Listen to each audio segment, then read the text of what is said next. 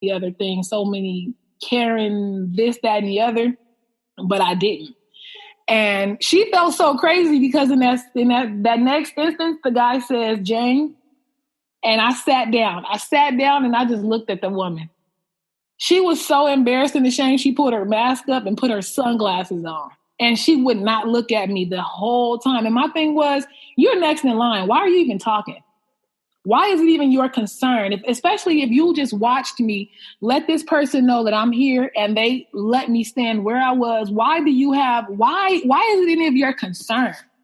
I feel like so much is good. There's so many tensions around this election and who's no longer in office and all this other kind of stuff that people just do not care. Who and how they talk to people, what they say. And it was all fun and games to hear the whole Karen situation until you're confronted by one. Yeah. They really are absurd. And the things that they argue with you about, you be like, I'm not going to like justify this or like sabotage my character to give you that. And also, we wasn't going to let her go famous. She wasn't going to become famous on Instagram or social media because guess what we do? We're going to record this situation. And I'm not saying not to share the experience or anything or what happened or, tell your truth. But we make a lot of these people fucking famous because of shit like that. We perpetuate the situation by it's like almost putting it in their face like this is who you are. It's just like them showing black people over and over and over like you guys kill each other in the streets, but that's not all black people. And so to continue to put that in their faces, you incite more of that. So I'm not gonna give you the satisfaction in putting you on social media or to upload you to the shade room or whatever and let them, she was more embarrassed in real life. I bet you she will never have another Karen moment with somebody else. And I may be wrong, but I think she'll second guess that. I was somebody who had a better composure about myself. I know myself well enough to know that you can't move me from my mark. But there's going to be somebody having a bad day who might turn that woman's world upside down. Based off you saying anything to me, and you do not have the authority to say anything to me. Because I was thinking, are you the security guard? I didn't think so. Are you the branch manager? Oh, I didn't think so. So why are you still talking? Why are you still talking? Nah, but it sounds like too. It sounds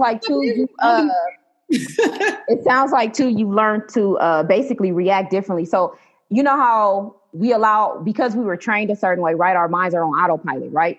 And our body, our feelings control our mind, right? And so when something like that happens, a negative instance or, a bad experience or something you're in, it happens, your mind is on autopilot. So your mind is saying, okay, so this is how you need to react because your feelings is controlling everything. Psych, this time it was like, you know what? Hold up.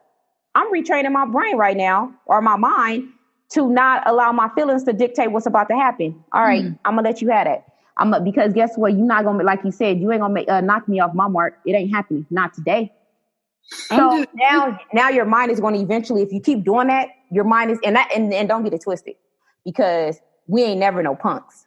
Okay. Let me make that clear. But that's what they want us to do. Exactly. But we got to pick our battles wisely. Every instance or every situation is not worth arguing or battling because it's just not worth it. Like, what is the benefit? Sometimes it's okay to walk away. In fact, let me tell you how liberating it is to just shut up and walk away sometimes. Because guess what? I could have potentially just saved your life. Exactly. Yeah, because I walked away. Because you have no idea what I'm capable of doing. And I probably don't even know what I'm capable of doing in the heat of certain moments. You get what I'm saying? So everything isn't worth your attention. It is not worth your time. It is not worth your energy. Sometimes you just gotta let people be what they're going to be. And the person that may check her moving forward may not even be a black person. I'm going to be real. That definitely, that's not the first time that something like this has happened to me. I've actually been like racially discriminated against on multiple occasions. Yeah. But I'm going to listen with you really quick. My car broke down one summer and I was on my way to school. We already know the summers here in the Valley. It's ridiculous. Long story short, this bus is packed. I get on the bus. I'm humble. All right, I'm going to get on this bus. I'm going to still do what I have to do. So I'm standing in front of the handicap seat, and one of the men on the bus said, would you like to sit down? So I sat down. There was another handicap seat right next to it. So then there's this white guy who gets on the bus and he's belligerent, and he could have sat down next to me or anywhere for that matter, because there was still a couple of seats, but people left it for women and for the disabled, right? So then he goes, hey, why are you sitting there? That's handicapped. Why don't you let somebody handicapped sit there?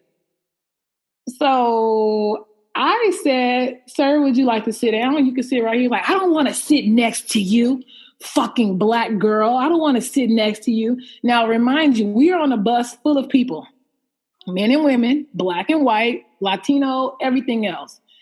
This man disrespected me so bad in this bus ride from one stop to the next stop. And again, I hadn't been on, this is my first time on the bus, and I can't even tell you.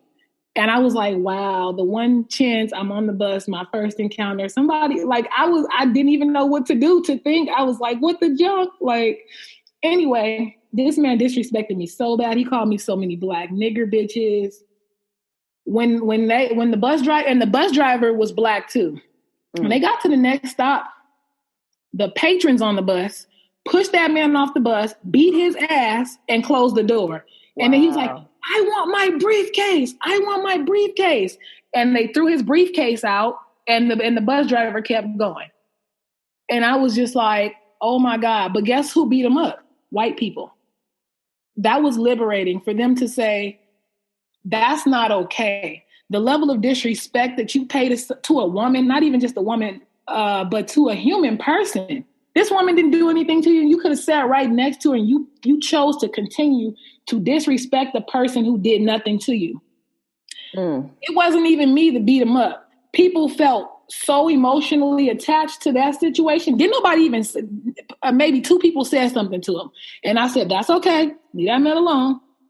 They beat him up. You cannot just get off saying, you can say whatever you want to say, but I'm going to just say that you can't control how everybody responds to you.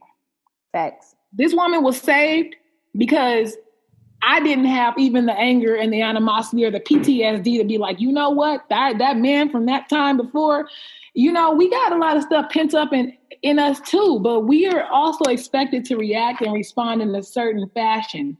We should all fashion ourselves in the same way. It's not okay. That was a perfect example of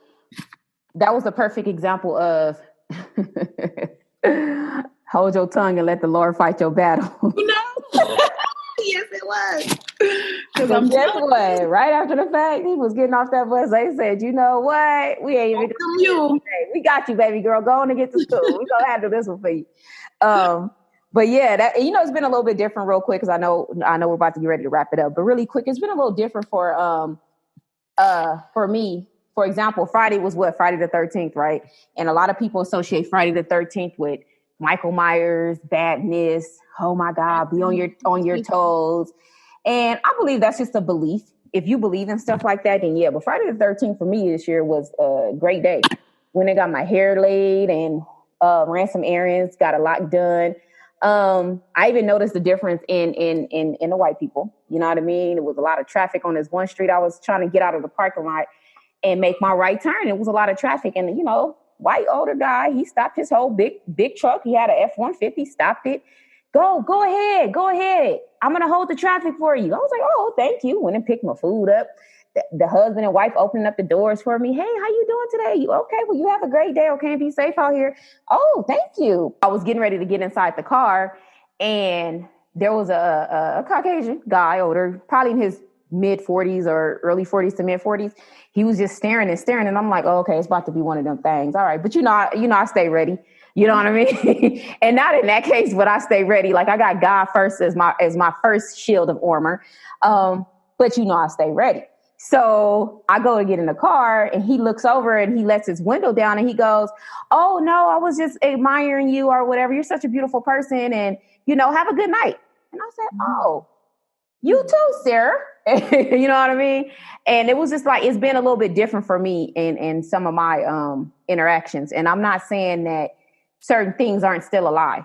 Right. You know what I mean? But again, I think it's like you said, it's a belief for you. The God has definitely been showing you, no, you ain't doing this.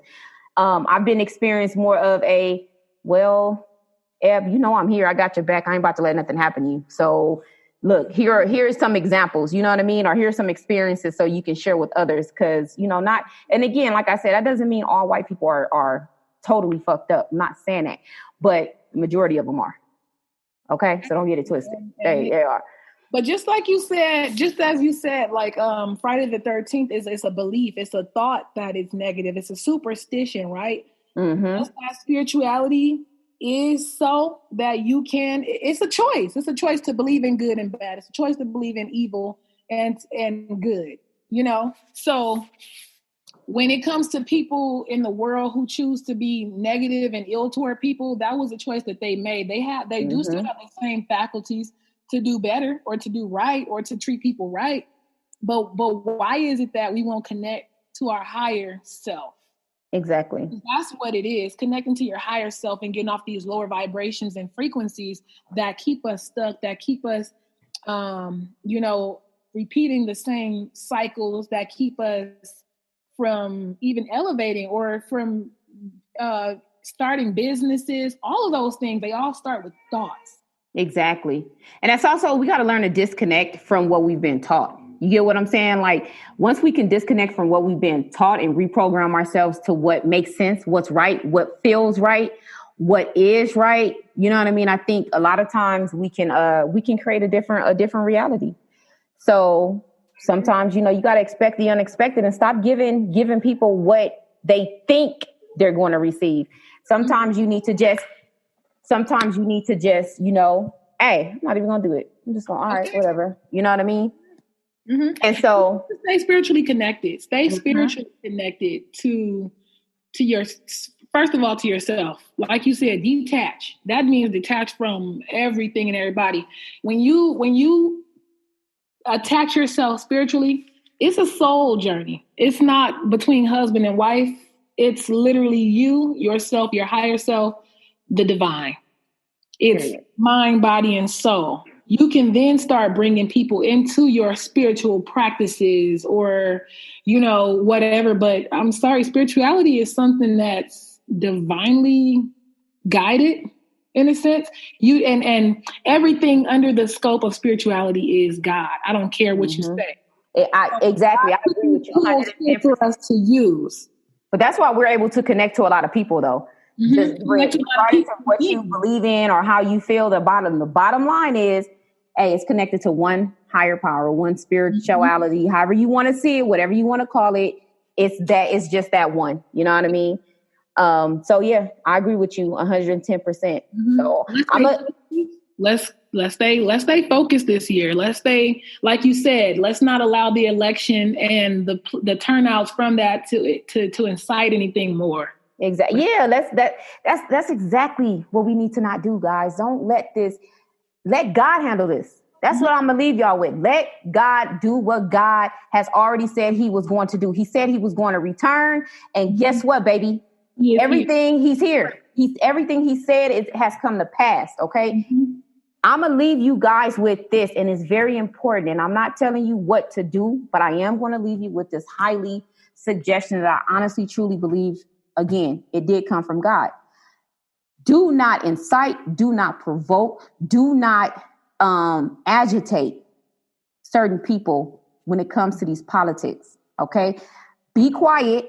That means you don't need to go on social media posting. You don't need to have unsettling conversations related to who's in office, who's not.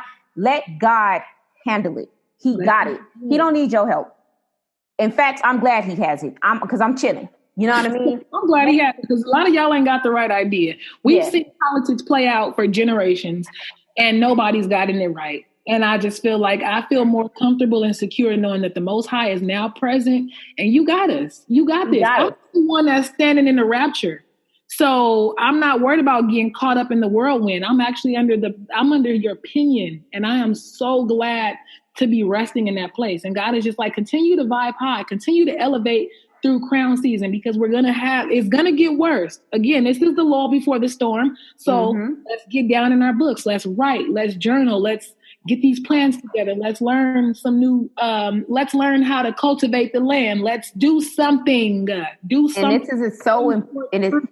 it's so important right now because when all of the smoke clears,